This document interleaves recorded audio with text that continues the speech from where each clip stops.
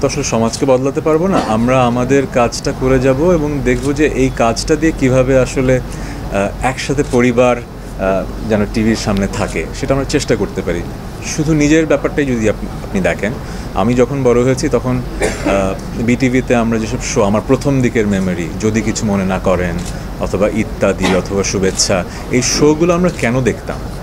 কারণ পরিবারের সবারই কিন্তু অংশগ্রহণ থাকতো এই শোগুলোতে, ম্যাগাজিন অনুষ্ঠানে, এবং সবাইকে নিয়ে দেখা যেত।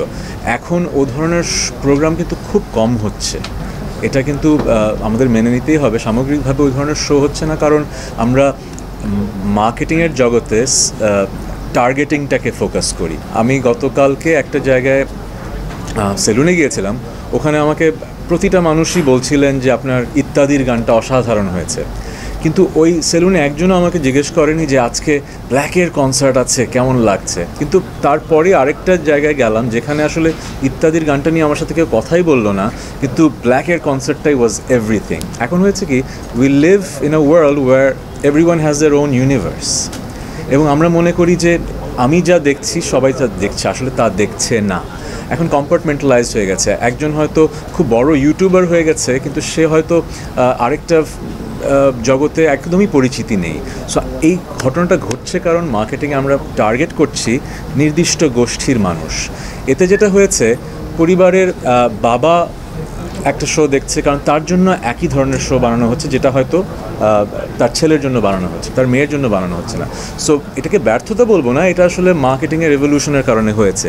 কিন্তু এখানে আমরা যেটা হারিয়েছি, পরিবারের সবাই একসাথে বসে মজা করে কিছু দেখার জায়গাটা কমে গেছে।